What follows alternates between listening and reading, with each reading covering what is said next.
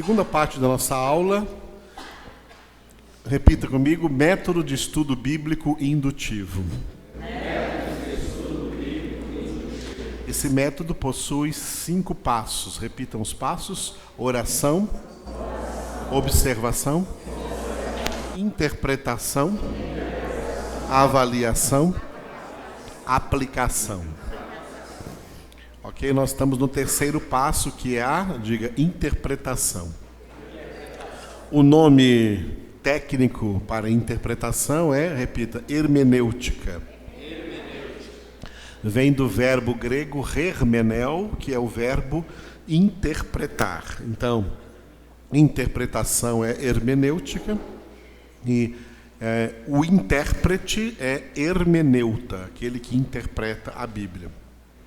A Bíblia tem uma regra particular de interpretação. A regra de interpretação da Bíblia é: a Bíblia interpreta a Bíblia. Não é o homem que interpreta a Bíblia. Toda vez que um homem tenta interpretar a Bíblia, ele erra. Por isso que existem por aí muitas interpretações erradas, e interpretações erradas criam doutrinas erradas. Essas doutrinas erradas são chamadas de heresias. Ao invés de essas doutrinas ministrarem salvação, elas ministram condenação. Portanto, nenhum homem interpreta a Bíblia. É a Bíblia quem interpreta a Bíblia. Portanto, o intérprete da Bíblia, ou o hermeneuta bíblico, não é aquela pessoa que interpreta a Bíblia. É aquela pessoa que medita na Bíblia, lê a palavra, medita na palavra de dia e de noite, para captar, na mesma inspiração do Espírito Santo que inspirou a palavra, para captar como a Bíblia está interpretando a própria Bíblia.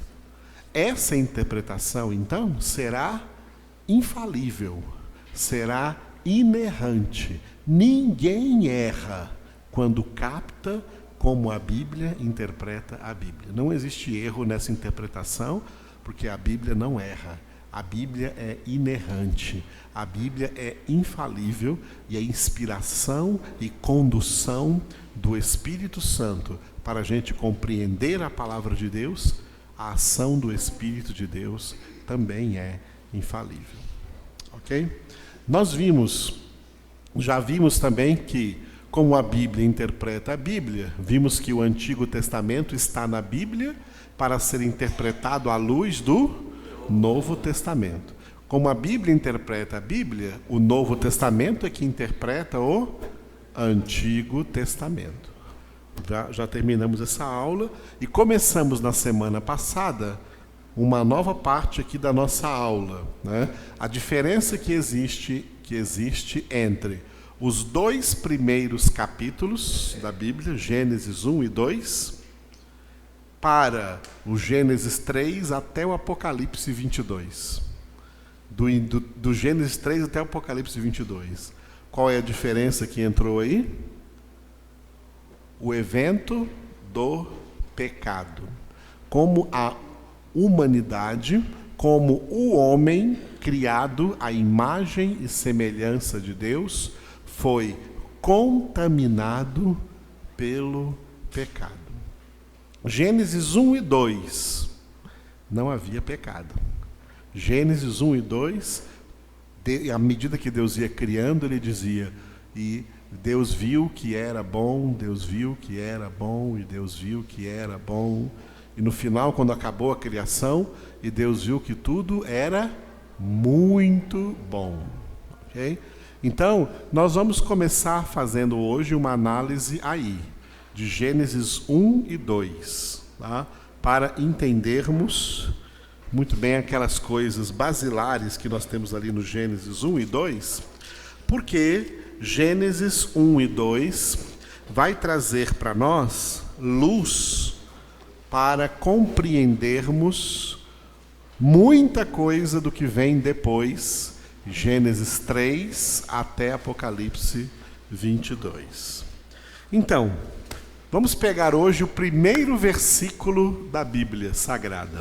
Gênesis capítulo 1, versículo 1, que diz: No princípio criou Deus os céus e a terra. Repitam. No princípio criou Deus os céus e a terra. Muito bem. Vamos começar analisando este princípio. O que é este princípio? No princípio criou Deus os céus e a terra.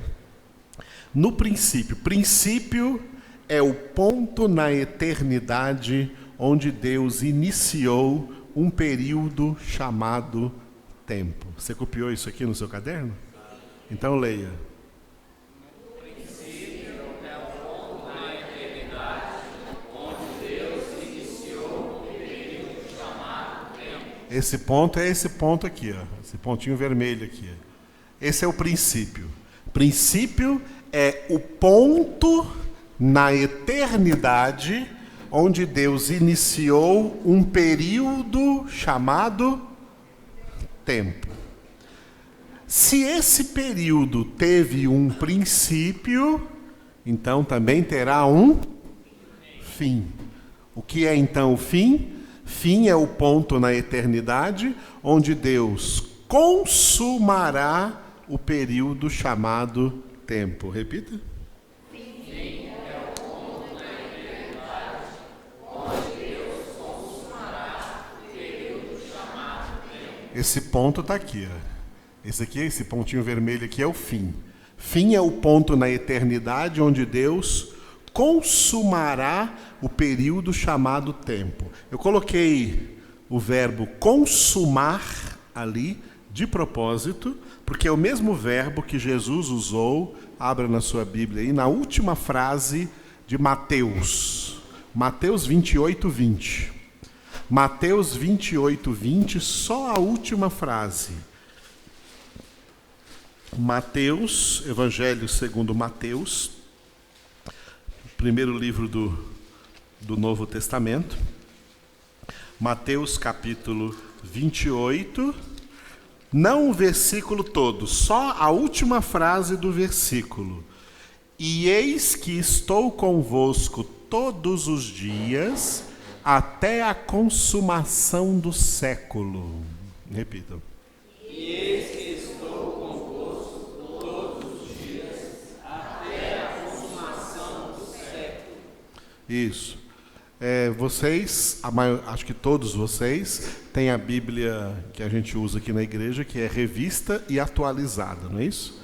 E ela está com a tradução correta, por isso a palavra século aí está no singular, não está? Está no singular? Eis que estou convosco todos os dias até a consumação do século. Existem Bíblias por aí, como a Bíblia mais usada nas igrejas evangélicas, que é a revista e corrigida, que traz no plural, que traz Jesus dizendo assim: eis que estou convosco todos os dias até a consumação dos séculos. Tem alguém com a Bíblia aí que está assim? A sua está dos séculos? Está dos séculos? Tá? Dos séculos, está errada essa tradução. Não está correta. Correto é o singular, a consumação do século. A palavra século aí, né, neste versículo de Mateus, a palavra século não se refere a um período de 100 anos, como nós estamos acostumados, tá? Nós estamos acostumados aí, tá, no nosso calendário, na maneira popular de contar o tempo, estamos acostumados a pensar que um século é 100 anos. Tá? A palavra século vem do grego, tá? A palavra século vem do grego e ela não significa um tempo de 100 anos. Século significa todo esse tempo que vai desde o princípio até o fim. Não importa quanto tempo dure, quantos anos dure, quantos milênios dure. Isso é o século. A palavra século vem do grego, que traduzido para o português é a mesma coisa que tempo. Quando Jesus disse: eis que estou convosco todos os dias, até a consumação do século, ele não está se referindo ao século XX, século XXI, século XIX, igual a gente pensa. Ele está se referindo a esse tempo aqui, estabelecido por Deus, que já teve o princípio e que está se encaminhando para o fim. O fim é a consumação. A consumação do século. Portanto, a Bíblia que está escrito dos séculos está errado. Pode corrigir aí. Mateus escreveu em grego, e quando ele escreveu em grego, ele escreveu do jeito que Jesus falou: consumação do século, e não dos séculos. Porque singular, porque não se refere a vários séculos, a vários tempos. Se refere a esse tempo que teve princípio e terá um fim. Teve princípio e não acabou ainda, nós estamos vivendo dentro dele, mas ele terá um fim. Então, no princípio criou Deus os céus e a terra. É assim que está escrito na nossa Bíblia, né? No princípio, aqui nesse princípio, criou Deus os céus e a terra. Se o princípio é o ponto na eternidade onde Deus iniciou um período chamado tempo, ou chamado século, esse período chamado tempo ou século terá um fim, onde Deus vai consumar este período chamado tempo. Agora, esse período chamado tempo, ele está dentro de algo muito maior que se chama eternidade. A eternidade é maior do que o tempo, mas o tempo está dentro da eternidade. Tem gente que fala assim: depois que você morrer, você vai para a eternidade. Não. Desde que você foi concebido, você já está na eternidade. Nós não estamos indo para a eternidade, nós já estamos na eternidade. Porque o tempo está dentro da eternidade e não fora da eternidade. O tempo está dentro da eternidade. A eternidade é muito, infinitamente maior do que o tempo, mas o tempo está dentro da eternidade. É dentro desse tempo que nós começamos, é dentro desse tempo que nós começamos o primeiro estágio da existência humana. A existência humana tem 3 estágios. Vamos colocar aqui rapidamente. A existência humana tem 3 estágios. Então, 3 estágios da existência humana. A existência humana tem 3 estágios. Primeiro estágio da concepção à morte física. O primeiro estágio da existência humana vai da concepção até a morte física. Ou seja, é quando Deus doa, concede para cada um de nós, para cada homem, para cada pessoa que ele chama existência, de todo esse tempo, Deus concede ali uns, digamos, de 70 a 80 anos. De todo esse tempo aqui, Deus já concedeu para mim e já concedeu para você um um pouquinho, um determinado tempinho. Esse determinado tempinho aí é o primeiro estágio da existência humana, tá? O primeiro estágio da existência, esqueci de colocar o humano aqui, né? Porque o ser humano foi criado para existir, o ser humano foi criado por Deus para existir para sempre. A gente não fala eternamente, a gente fala para sempre. Porque eternamente, nós não somos eternos. Já ouviram falar por aí que a alma é eterna? Não é não. Só Deus é eterno, porque Deus não teve princípio e nem terá fim, mas nós tivemos princípio. Então não somos eternos. Não teremos fim de existência, mas tivemos princípio de existência.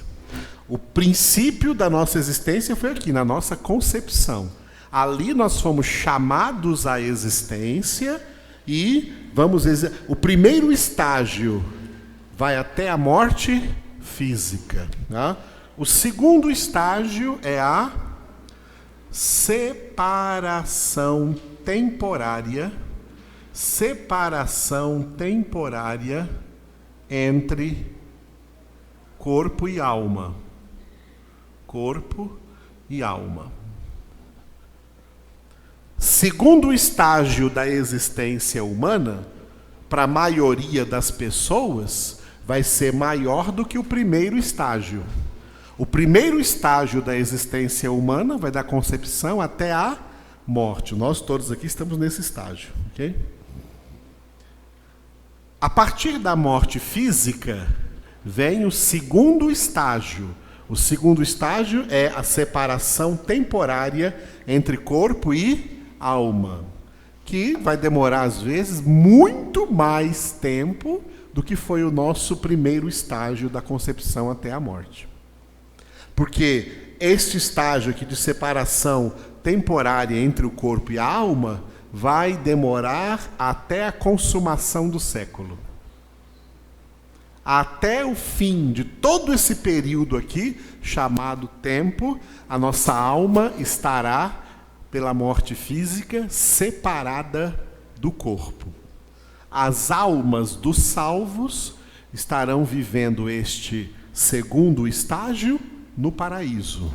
E as almas dos condenados estarão vivendo esse segundo estágio no inferno. Mas ainda vem o terceiro estágio. O terceiro estágio começa com a ressurreição. Ressurreição para o... Desculpa, não precisa escrever para ou não, desculpe.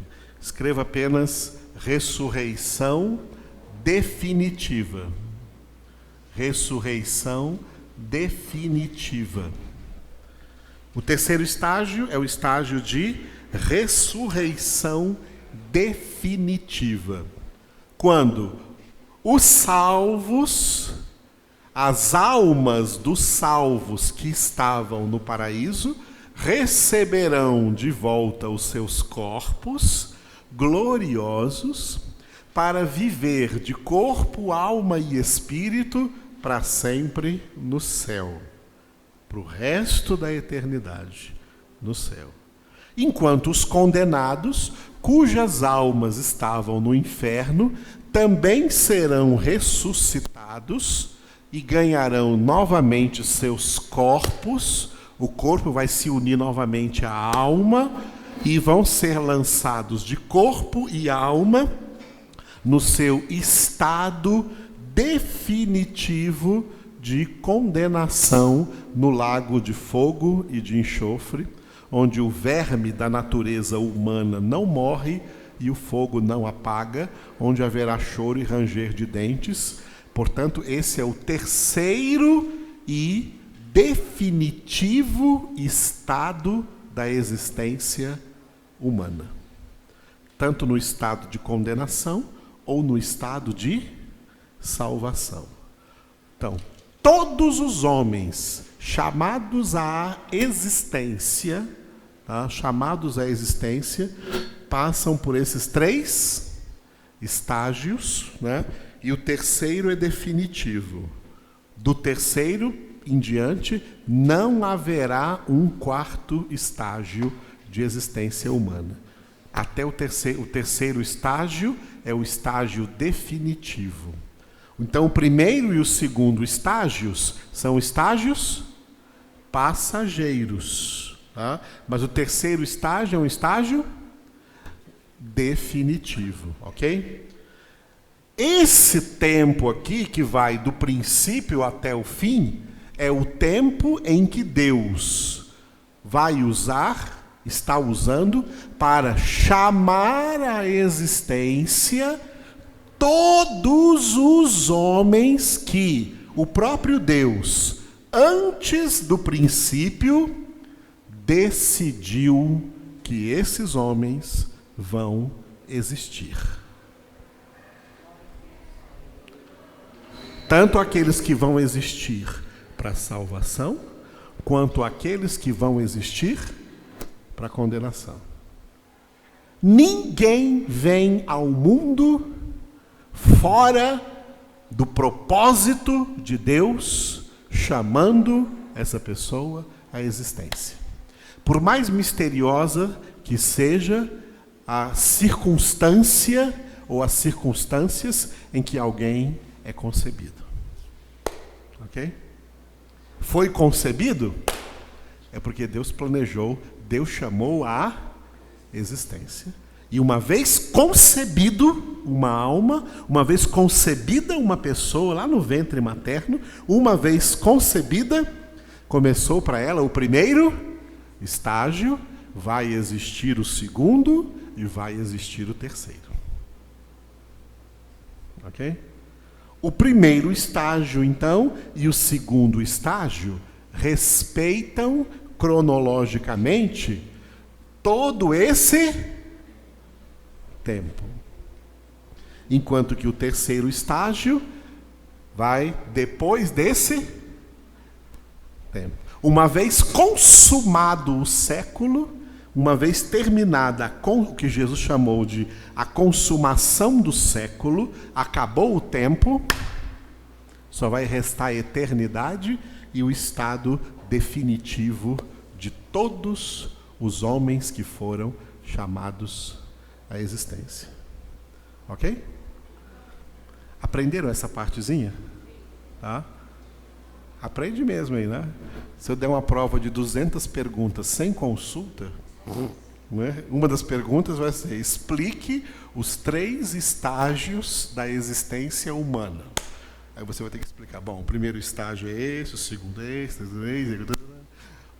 o primeiro e o segundo respeitam o tempo, o século, que Deus estabeleceu o princípio e vai estabelecer já estabeleceu o fim, ainda vai chegar o fim. E o terceiro estágio é depois do fim, onde todos os homens chamados à existência estarão ou no estado de salvação ou no estado de condenação. Aprenderam essa parte? Isso aqui é importante, mas porque a Bíblia inteira nos ensina isso. Entendeu? Eu não sei isso porque eu estudei livros, não. Eu sei isso porque a Bíblia inteira ensina isso para nós. São conclusões bíblicas, conclusões tiradas de toda a palavra de Deus, e que eu quero, no decorrer do nosso seminário, mostrar para vocês como que a palavra de Deus diz tudo isso aqui para nós. Amém? Muito bem. Então, no princípio criou Deus os céus e a terra. Então, o princípio é o ponto na eternidade onde Deus iniciou um período chamado tempo. Vamos ver agora algumas diferenças entre o tempo e a eternidade. São duas coisas iguais? Não, são diferentes. Tá? São duas coisas diferentes. Primeiro, né, o tempo teve o seu ponto de início e vai ter o seu ponto de fim, não é isso? O tempo tem princípio e tem... Significa que o tempo é... Alguém já falou aí que eu escutei daqui. O tempo é limitado. E a eternidade? Ela teve princípio? Terá fim? A eternidade, portanto, ao contrário do tempo, a eternidade é ilimitada. O tempo é limitado, a eternidade é ilimitada. Por isso que eternidade significa o quê? Olha aqui, ó. Idade eterna. Idade eterna. É uma idade eterna. Eternidade é a idade eterna. Ok? Então, o tempo é limitado. A eternidade é ilimitada. Tá? É ilimitada. O tempo, como o tempo é limitado, né? O tempo é limitado, ele teve princípio, ele teve fim. A eternidade ilimitada não teve princípio e não terá fim. E esse tempo limitado está dentro dessa eternidade ilimitada. Muito bem. O tempo, ele é contável. Primeiro capítulo de Gênesis começa a ser contado. Você vai ler o primeiro capítulo de Gênesis e vai ver lá. E foi o primeiro dia, e foi o segundo dia, e foi o terceiro dia, e foi o quarto dia. Está contando? Está contando? E foi o quinto dia. Você leu aí agora mesmo Mateus 28, 20, Jesus dizendo: eis que estou convosco todos os dias, até porque quando consumar o século, acabou os dias. Estou convosco todos os dias. Esses dias são contados. Lembra do Salmo 139? Cada dia da nossa vida está contado. Salmo 90, 12. Ensina-nos a contar os nossos dias. Tá? Então, o tempo é contável. E como ele é contável, então ele é dividido em quê? É dividido em segundos, em minutos, em horas, em dias, em semanas, em meses, em anos, em períodos de 100 anos, que a gente costuma chamar de século, né? E em milênios, períodos de 1000 anos, e assim vai. Por que existe toda essa divisão? Porque o tempo é contável. Hoje é 20? 20 de outubro de 2017, né? Depois de Cristo. Por que nós temos esse calendário? Porque o tempo é contável. A eternidade? Incontável. Não dá para contar. Não dá para contar a eternidade. A eternidade é incontável. Não dá para dizer, né? No final das contas, nós vamos saber exatamente quanto que durou esse tempo. Mas nunca vai dar para saber quanto que está durando a eternidade, porque ela está durando desde sempre. E vai durar para sempre. Não teve começo e não terá fim. Então diga, o tempo é contável? A eternidade é incontável. Agora olha só, como o tempo é contável, tudo o que é contável também é divisível.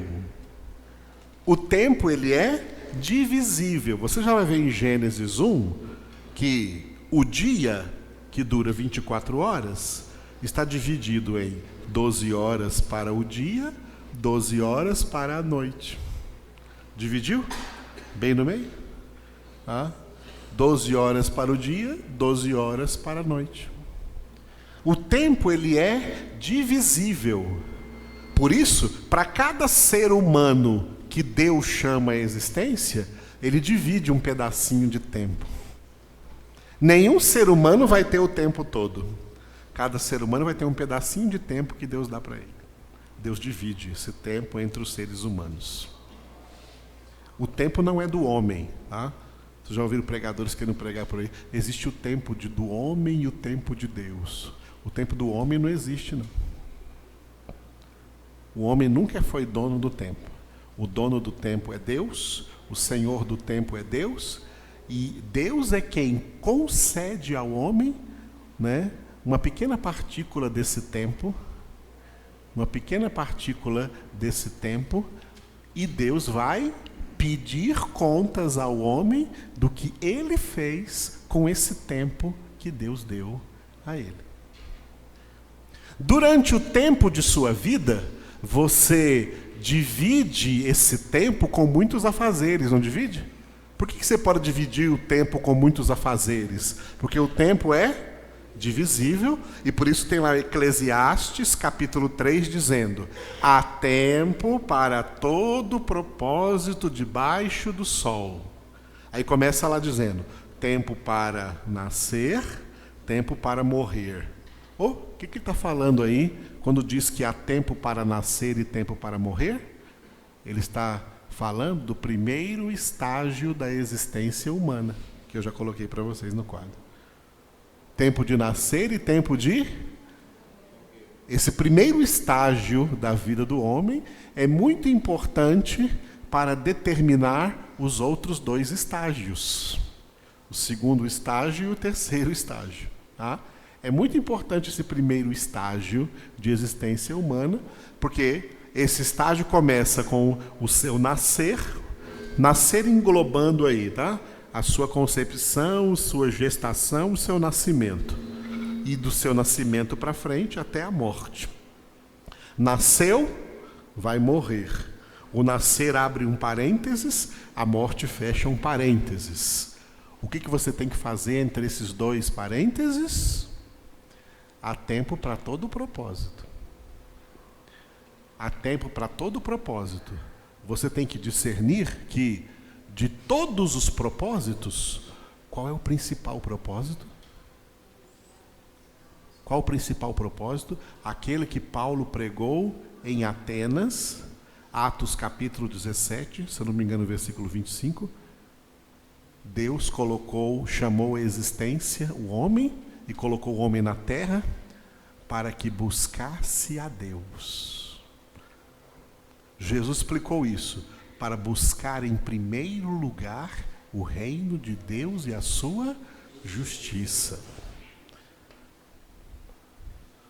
O homem pode buscar outras coisas? Pode. Tem tempo para isso? Tem. Só que em primeiro lugar, o que você busca em primeiro lugar, aquilo que você dá prioridade, é que revela para que você foi chamado à existência. Aqueles que buscam em primeiro lugar o reino de Deus e a sua justiça durante todos os dias que Deus lhe deu de vida, essa pessoa prova que ela foi chamada à existência para a eterna salvação. Aqueles que não dão prioridade a Deus, mas há um monte de outras coisas que eles acham que tem que correr atrás delas, eles provam que foram chamados à existência para a eterna condenação. O próprio homem prova, aqui ele foi chamado a essa vida, a essa existência.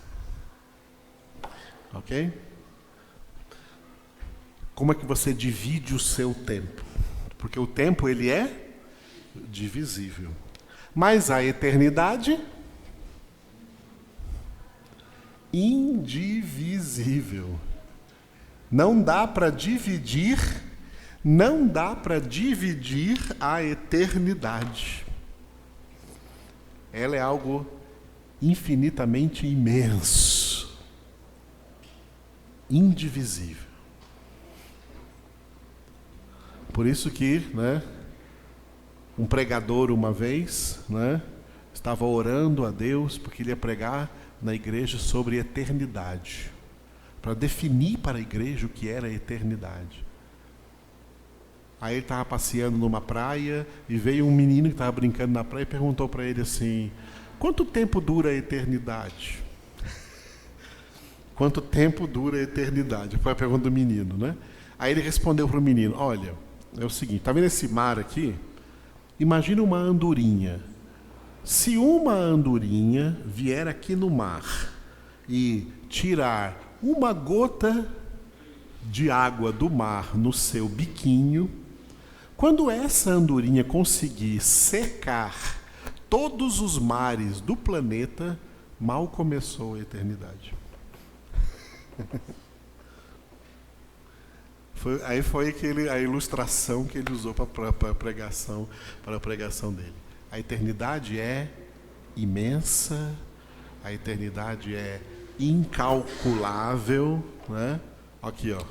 O tempo é calculável. O tempo pode ser calculado, mas a eternidade é incalculável.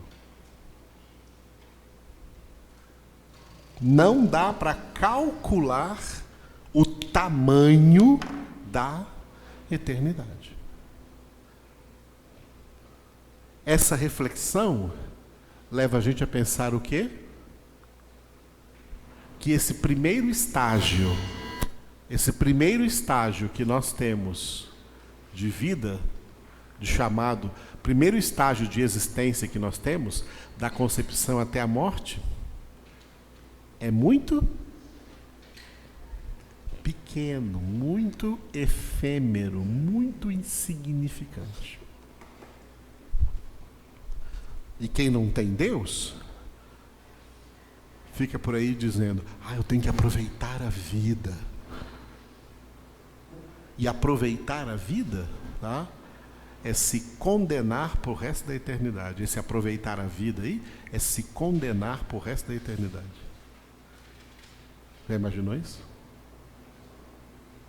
Por isso que Jesus disse: aquele que quer salvar ou ganhar a sua vida nesse mundo, perdê-la-á para a eternidade. Mas aquele que, por amor de mim, perder a sua vida neste mundo, conquistá-la-á, ganhá-la-á para a eternidade. Ok? Então, essas são algumas diferenças entre o tempo e a eternidade. Então, na nossa prova de 200 perguntas, né, trace as principais diferenças entre o tempo e a eternidade e explique cada uma delas. Sem consulta. Tá? Aprendeu aí? Muito bem. Agora, vou pegar uma dessas coisas que foi falado aqui. Ó. O tempo é divisível, mas a eternidade é... Apesar da eternidade ser indivisível, vamos fazer aqui agora uma tentativa, tá, de enxergar uma certa divisão na eternidade. A eternidade é indivisível, mas nós vamos fazer uma tentativa de enxergar uma certa divisão na eternidade, tá, por causa do tempo. Então vamos tentar enxergar. A Bíblia começa dizendo: no princípio criou Deus os céus e a terra. Tá? O princípio é o ponto na eternidade onde Deus iniciou o período chamado tempo. Se no princípio Deus criou os céus e a terra, o que existia antes do princípio? O que existia antes do princípio? E onde que Deus estava? Estava lá na eternidade. Vamos chamar essa eternidade, né? Nós vamos chamá-la assim só para a gente, né, entender aqui nessa nossa mente limitada, tá? A nossa mente é limitada, igual o tempo. A nossa mente não é ilimitada. Então, como a nossa mente é limitada, vamos tentar imaginar isso aqui. Se no princípio criou Deus os céus e a terra, o que existia antes do princípio, vamos chamar de eternidade, vamos chamar, tá? De eternidade passada.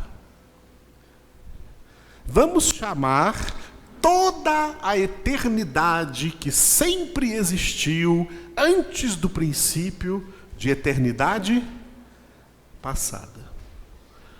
Se vamos chamar antes do princípio a eternidade antes do princípio de eternidade passada, de que vamos chamar a eternidade depois do fim? Isso, vamos chamar então de eternidade futura. Ok? De eternidade. Depois do fim, vamos chamar a eternidade de eternidade futura.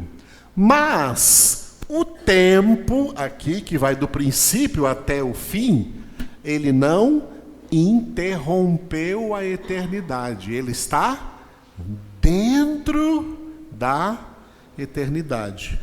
Então vamos chamar essa eternidade aqui de quê? Eternidade presente. Eternidade presente. Está vendo? A eternidade é indivisível. Isso aqui é uma pretensa divisão que nós estamos fazendo só para a gente entender o efeito do tempo dentro de toda a eternidade. Por causa do tempo, por causa da criação desse tempo, a criação desse período chamado tempo, nós podemos enxergar essa pretensa divisão da eternidade. Se o tempo começa no princípio, o que existia antes do princípio era a eternidade passada. A partir do princípio até o fim, a eternidade presente. E do fim para frente, a eternidade futura. Ok? Essa divisão que nós fazemos aqui, ela combina exatamente com o nome que Deus revelou a Moisés. Quando Moisés perguntou para Deus, lá depois da sarça ardente, Êxodo capítulo 3, qual era o nome de Deus? Porque Deus não havia se revelado ainda pelo seu nome a nenhum dos antecessores, dos antepassados de Moisés. Ele não tinha se revelado pelo nome. Ele não disse para Abraão o nome dele. Não disse para Abraão, não disse para Isaac, não disse para Jacó, não disse para os filhos de Jacó. Não teve nenhum que Deus chegou e revelou: o meu nome é esse. Mas ele revelou o seu nome para Moisés. Ele disse, né? Eu sou aquele que é,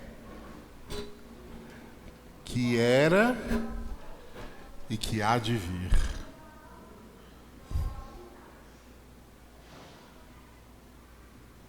Esse é o nome de Deus. Deus é aquele que é, o esse é está no presente. Aquele que era, esse era está no passado. E aquele que há de vir, isso que há de vir está no futuro.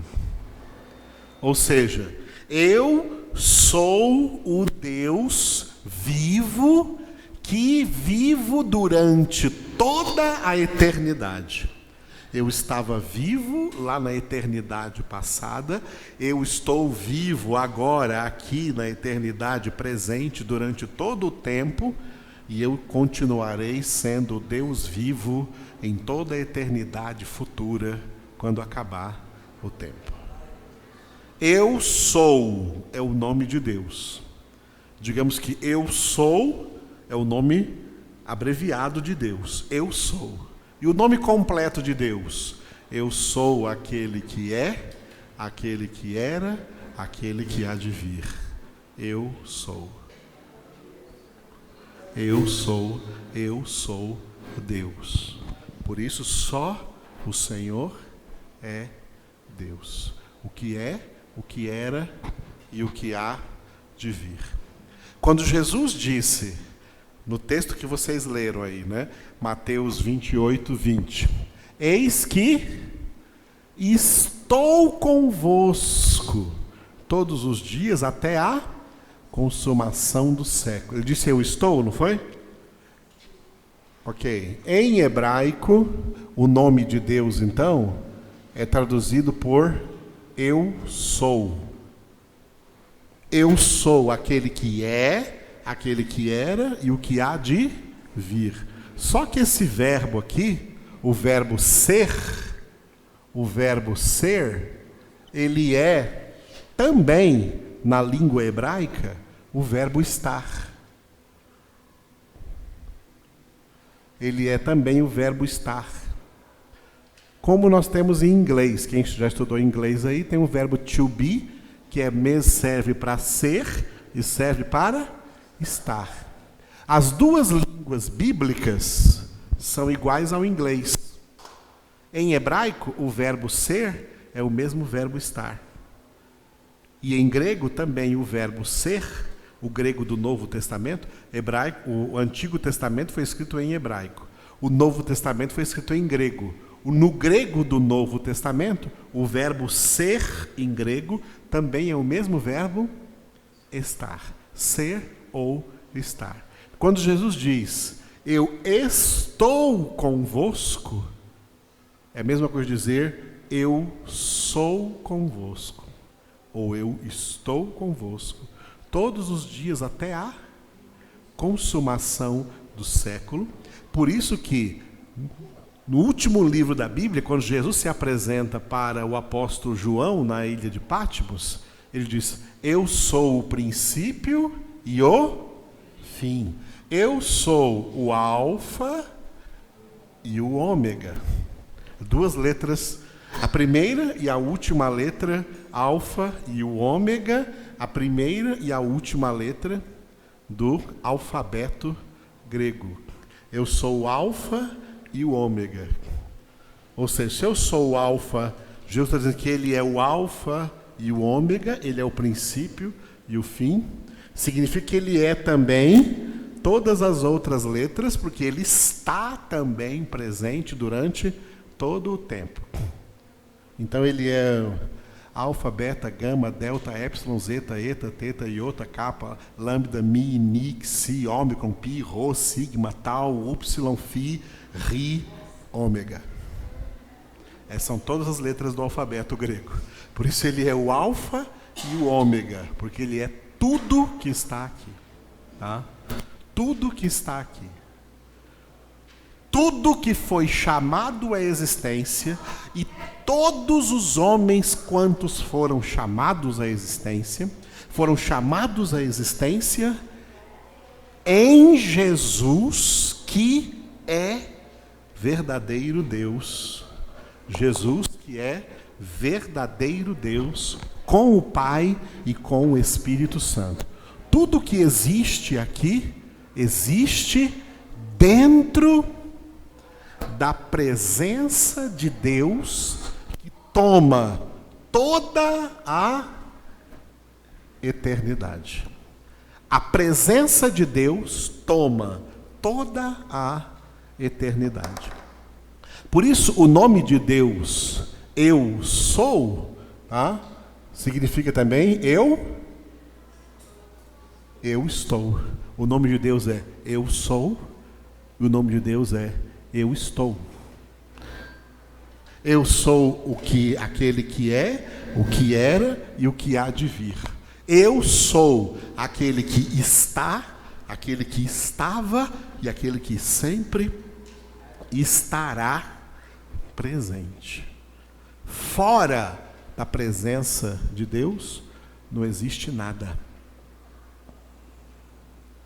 Tudo está ligado à presença de Deus. Por isso, aproveitando esses dois significados do verbo ser, estar, o verbo ser fala para nós do que? Da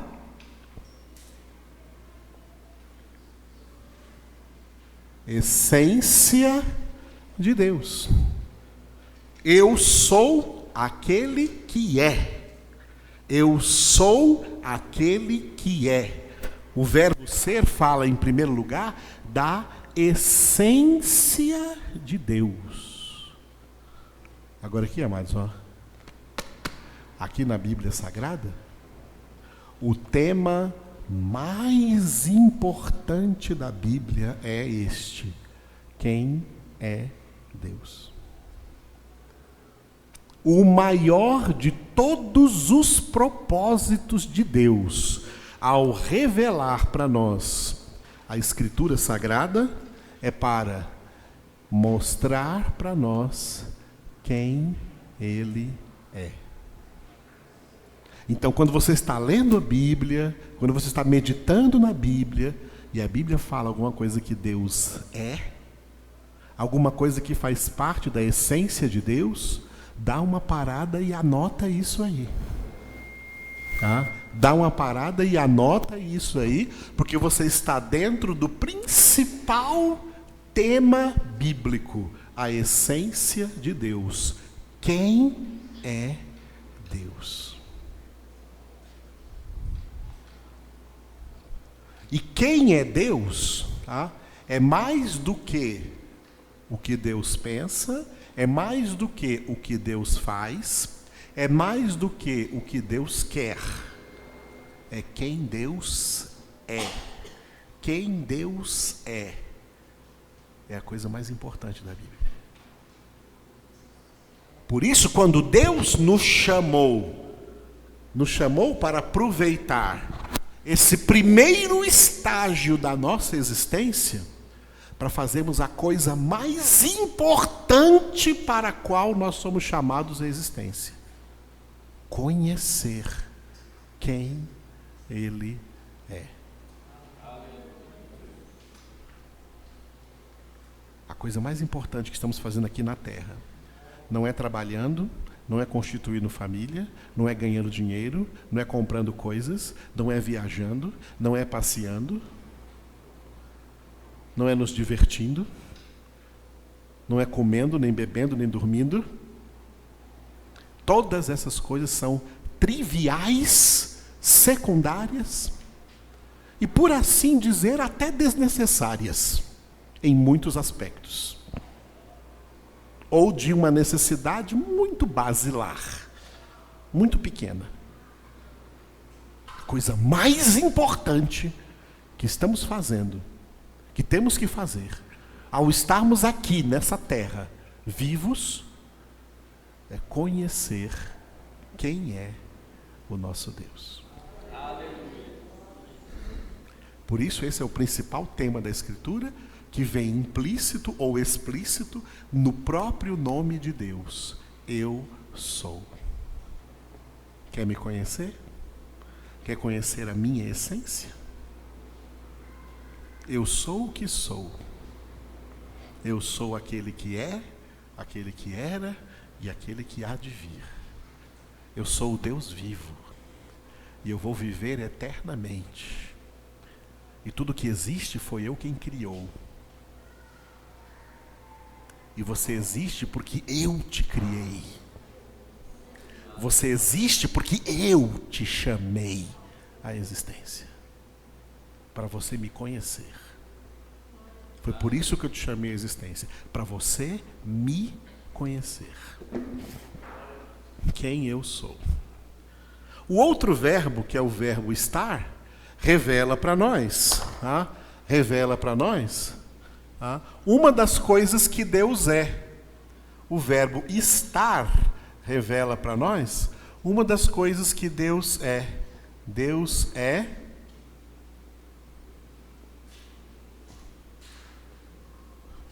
é o quê? Consegue ler daí? Está pequenininho aqui. Onipresente.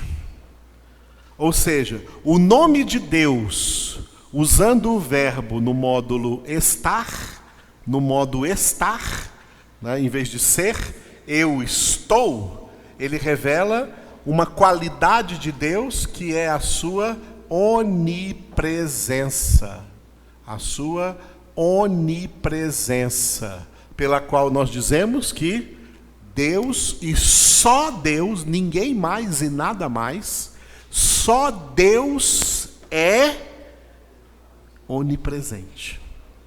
A palavra oni aqui, significa todo. Todo ou tudo, ou todo ou tudo. Deus é aquele que está, verbo estar, Deus é aquele que está presente em todo lugar ao mesmo tempo. Deus é o único ser em toda a eternidade, sempre será assim. Deus é o único ser em toda a eternidade que está presente em todo lugar ao mesmo tempo. Nada mais é assim. Ninguém mais é assim. Nada na criação é onipresente.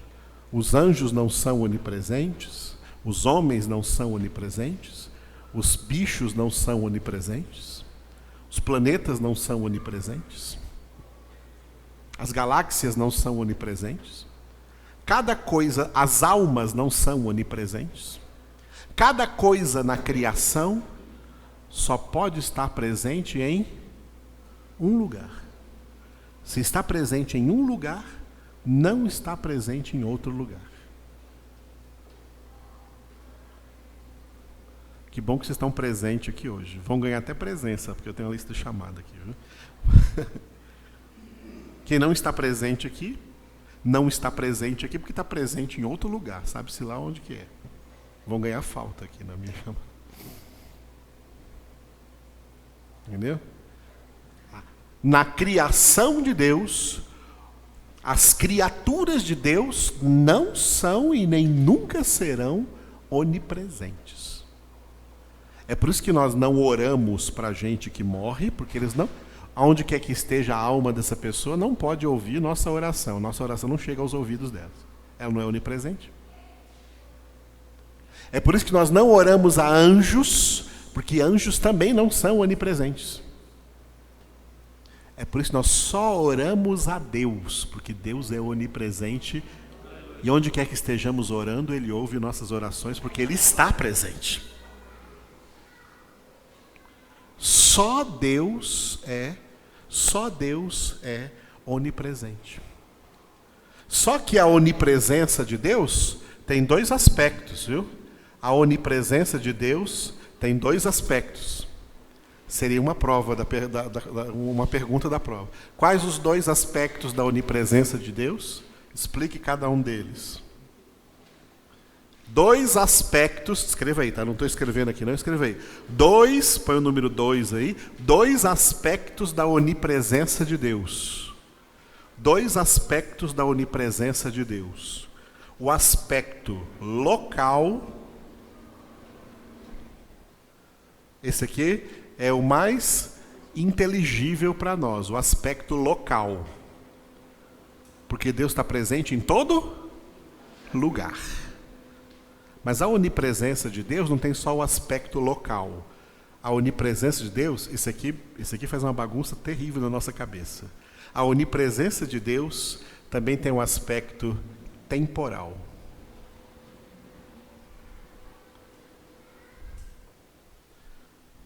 Deus não só está presente em todo lugar ao mesmo tempo, como Ele também está presente em todo o tempo ao mesmo tempo.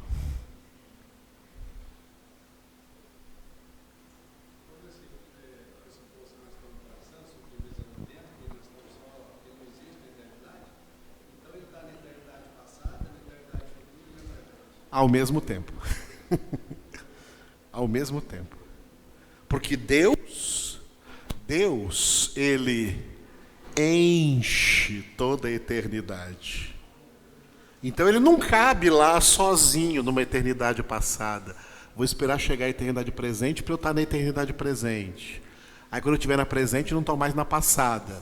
Vou esperar chegar a eternidade futura para eu estar lá na eternidade futura, porque eu agora só estou na eternidade presente. Não. Deus não é limitado assim, não. Deus é tão grande, por isso diz o Salmo 48, grande é o Senhor. é o cântico que nós cantamos, grande é o Senhor. Isso aqui é ser grande, ninguém mais é grande, só Deus é grande. Grande é um atributo de Deus, só Deus é grande. Deus é tão grande que Ele enche toda a eternidade com a sua presença. É por isso que é impossível Deus estar presente só aqui agora. Além de estar presente aqui, local, está presente em todo lugar, não só na face da terra, mas em todo o universo. E além de estar presente aqui agora, às 9h15, Ele está presente nas 9h14 que passou, está presente agora, nesse minuto, nas 9h16 que vai chegar, e está presente em tudo que já se passou, até antes do princípio, e está presente o tempo todo, e está presente já lá na eternidade futura, já vendo todo mundo que vai estar com Ele lá. Ao mesmo tempo. Tá? Ao mesmo tempo. Sabe por quê? Porque só Ele é Deus. Dá para confiar nesse Deus? Dá para descansar nesse Deus? Com um Deus desse, você tem alguma coisa para se preocupar? Com um Deus desse, você tem alguma coisa para temer? Porque as pessoas temem por não conhecerem a Deus. Quando começamos a conhecer a Deus, uau, que viagem, que maravilha.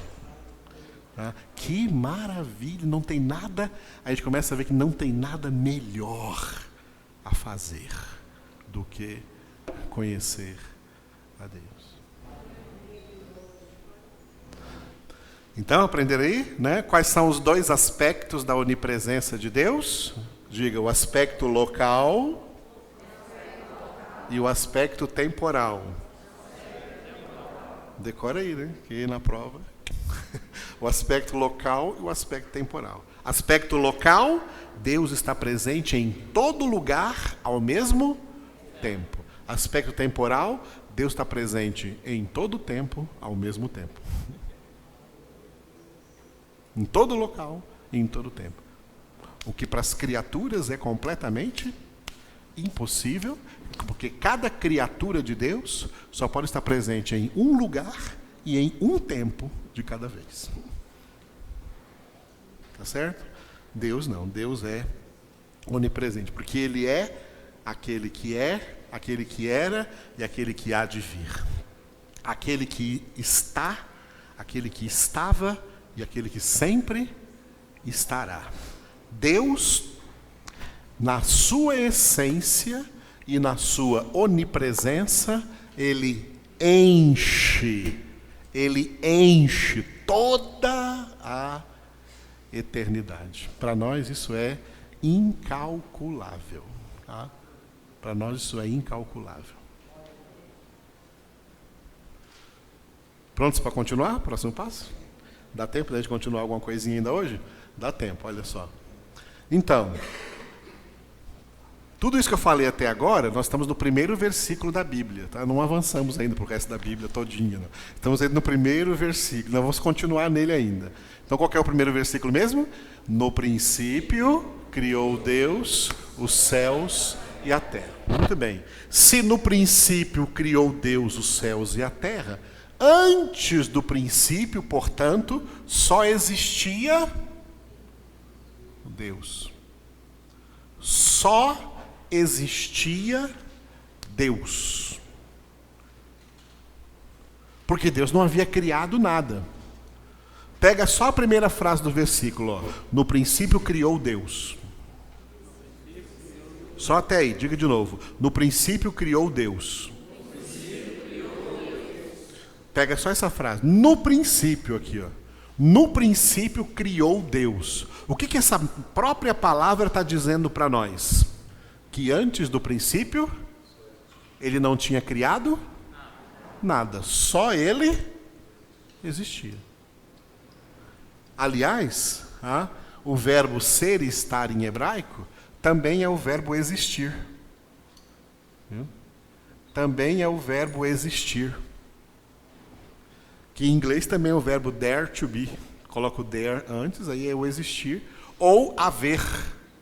Tá? O verbo existir ou o verbo haver. É um verbo que vale por 4 em português. O verbo ser, o verbo estar, verbo existir, verbo haver. Tá? Então, antes do princípio, só era Deus, só estava Deus, só existia Deus, só havia Deus. No princípio, Ele criou. Então, significa que antes do princípio não havia criado nada. Não existiam anjos, não existia nada. Os anjos também são criaturas. Só Deus existia na eternidade. Quem está chamando aqui de eternidade passada. Só Deus existia, né? O quadro está ficando pequeno aqui, né? Deixa eu apagar esse João aqui. Só Deus existia. Tá? Somente Deus existia na sua unidade, escreva isso aí, tá? Na sua unidade essencial e na sua trindade pessoal.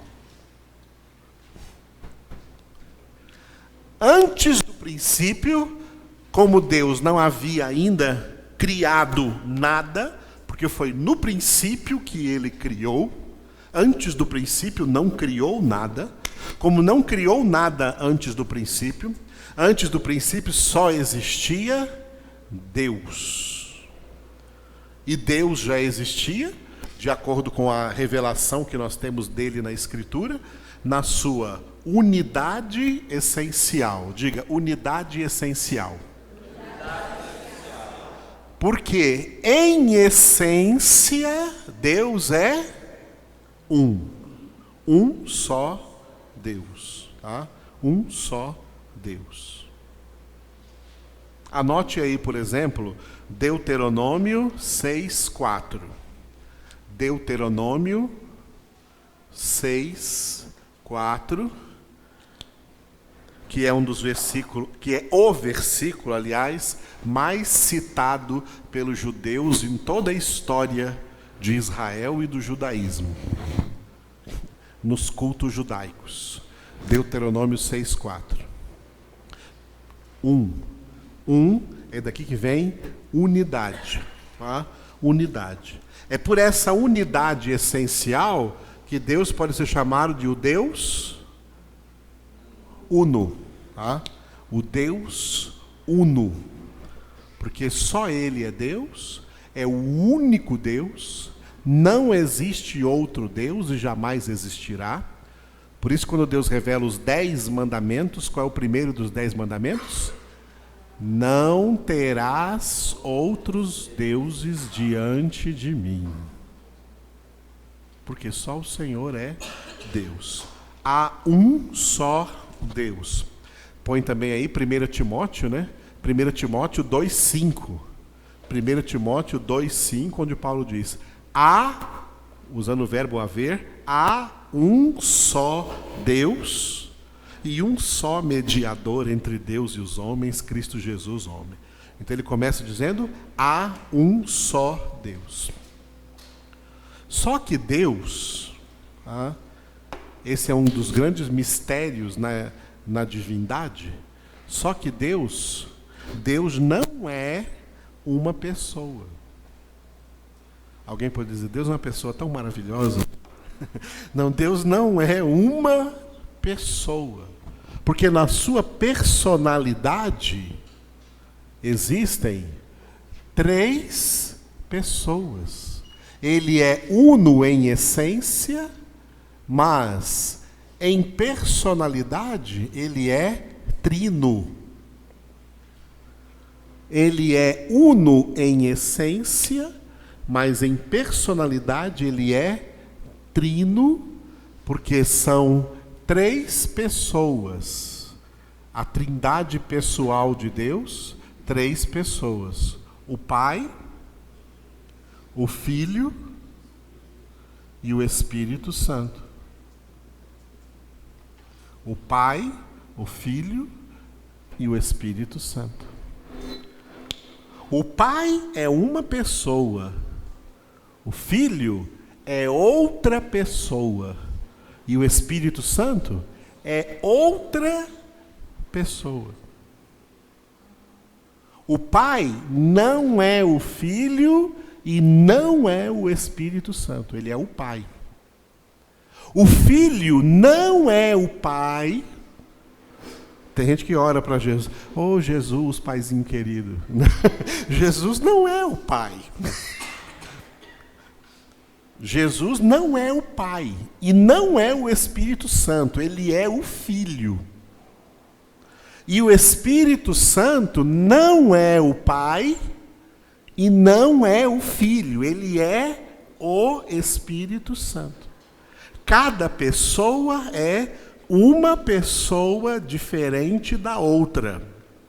Aliás, é isso que significa ser pessoa. Mesmo entre seres humanos, não há uma pessoa igual a outra. Nem gêmeos. Cada pessoa é uma pessoa única, diferente da outra pessoa. Isso vem lá de Deus, porque em Deus também, tá? No caráter pessoal de Deus, na existência pessoal de Deus, existem três pessoas. O Pai, o Filho e o Espírito Santo. Mas essas três pessoas, em essência, elas são um só Deus. Eu coloquei um versículo lá para a unidade, ponham aqui para a trindade, né? Ponham aqui para a trindade, Mateus 28, 19. Fazei discípulos, batizando-os em nome do Pai, e do Filho, e do Espírito Santo. Tá? As três pessoas somos batizados em nome do Pai, em nome do Filho, em nome do Espírito Santo. Tá? Então, a trindade pessoal. Deus sempre existiu e sempre vai existir desse jeito, na sua unidade essencial e na sua trindade pessoal. Diga, unidade essencial, trindade pessoal. Diga, uno e trino. E você pode juntar as duas palavras, uno e trino, e forma a palavra triuno. Triuno. Tá? O nosso Deus, ele é o Deus triuno, porque ele é trino em personalidade e uno em essência. Em essência, um só Deus. Em personalidade, três pessoas. Então Deus não é uma pessoa e nem é três deuses. Viu? Deus não é uma pessoa e nem é três deuses. É um único Deus, três pessoas. Glória a Deus. Boa essa aula, né? Então, no princípio criou Deus os céus e a... Portanto, antes do princípio só existia Deus, na sua essência una e na sua trindade pessoal, o Pai, o Filho e o Espírito Santo. Vamos continuar a partir daqui na semana que vem, tá bom?